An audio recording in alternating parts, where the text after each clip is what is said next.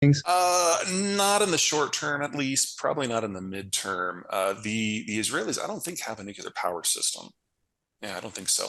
But they do have a couple hundred tactical nukes, which are more than enough for their strategic needs. They might. They're very cagey on this. Have a few city flatteners just in case Iran gets too uppity. But that's all designed as a last ditch. This is what we do when the last of us is going into the ocean because we've been overrun sort of Mm. play. They don't have a strategic doctrine for anything less than that. As for the Saudis have a lot of military stuff on paper, but it's all shrink wrapped and stored in air conditioned warehouses. And they only very, very recently started training on any of it themselves when they came to the conclusion that the US really had no interest in coming to pull them out of the fire if they pick a fight with someone, including Iran. Iran, of course, has a nuclear weapons program, but has not been able to create a device, much less a deliverable weapon. And to be perfectly blunt, it's not clear that they're going to be able to. They might, they probably will be able to get enough fissile material to do it. But Iranian engineers are not world class, and they were not world class by definitions in the 1940s, much less today. So I would think that if the Iranians were ever going to get a weapon, they would have done it already. But if I'm wrong, and they are closer than I think, then I will bet my entire life that the Saudis will go to Pakistan and purchase a few nukes the next day.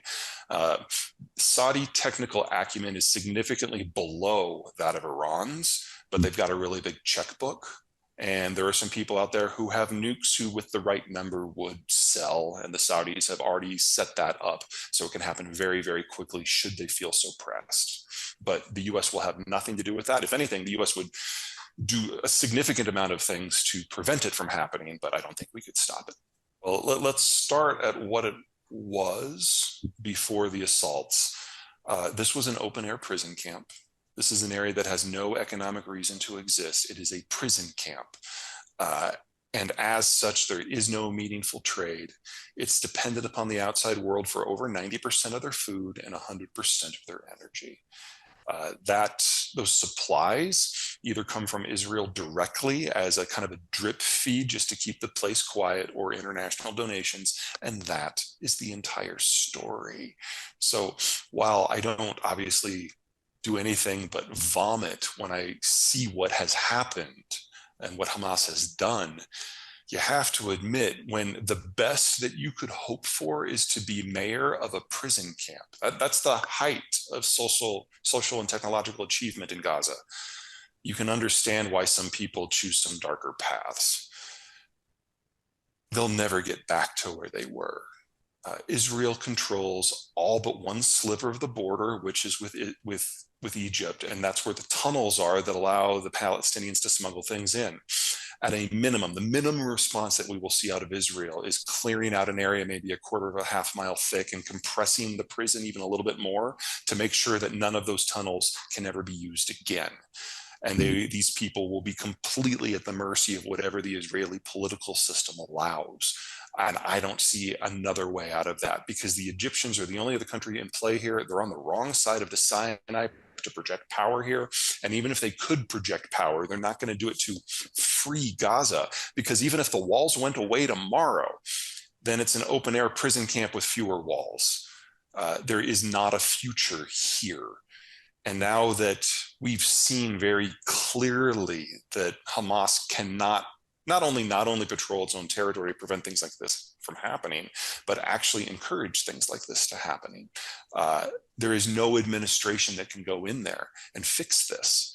So you're looking at a degree of organizational chaos if the Israelis win and do root out Hamas. And if they fail, then you're talking about a state of on again, off again, open warfare with a people that have nowhere to go. The humanitarian scale of what's about to happen is going to be horrific.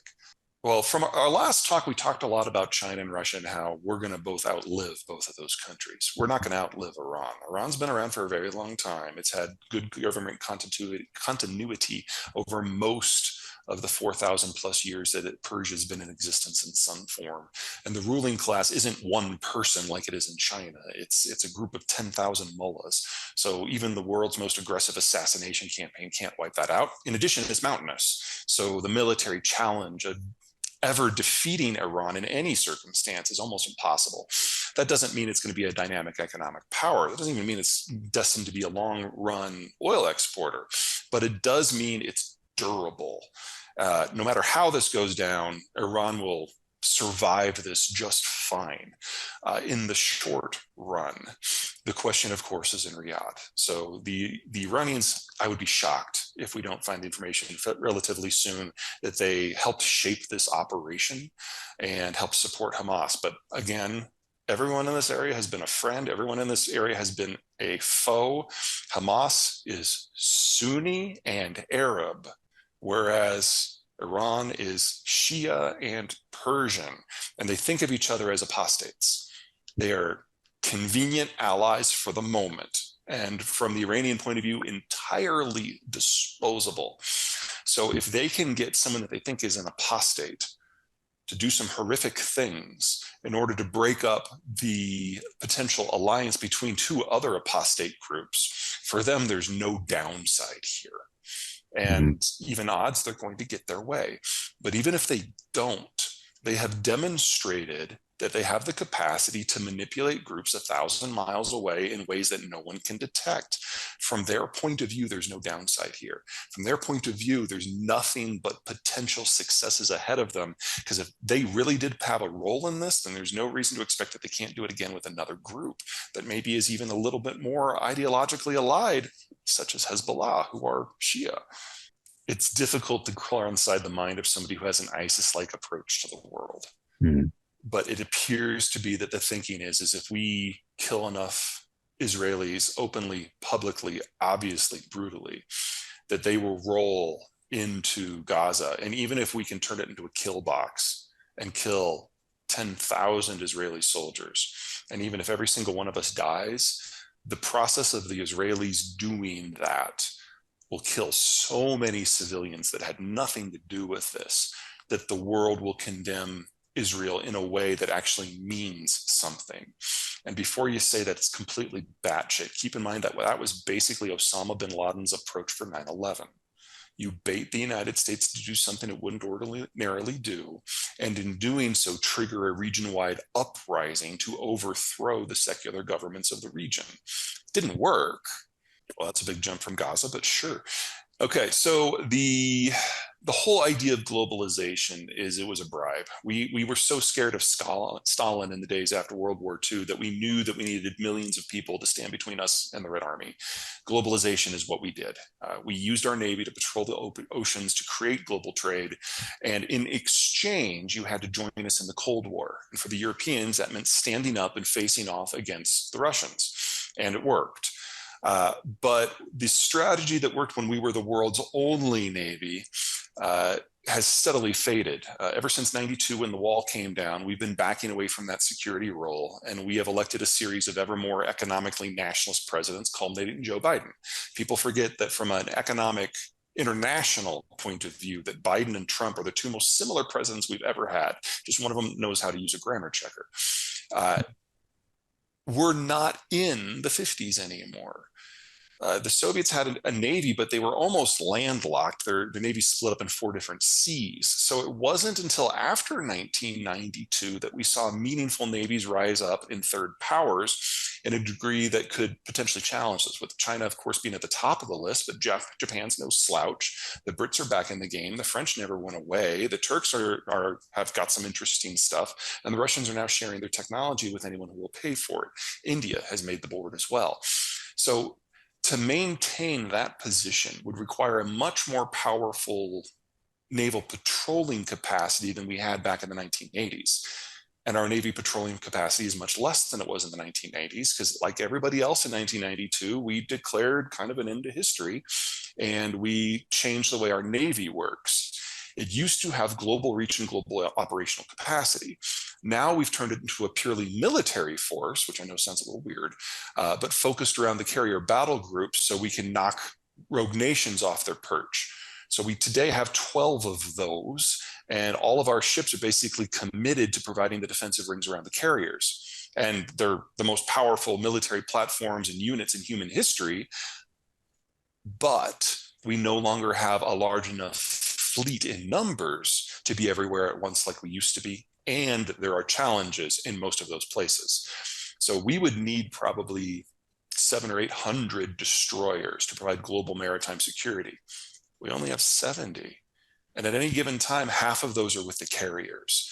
So we're not in a position to even theoretically try. So the first time someone takes a shot at a civilian vessel and we're not there, that's going to unwind a whole lot of things that we've become used to. Everything from electronic supply chains to global oil. Balance of trade. Oh, well, global trade will go away. It will be regional in areas where local powers can provide their own maritime cover. The Western Hemisphere, I think, will broadly be fine, and we'll have some partners in Southeast Asia, plus Australia and New Zealand. And Japan, a bit of a surprise from 10 years ago, is basically joining that club. So there still will be, global trade, if you want to call that. It's more a series of regions that might be able to find some partnerships.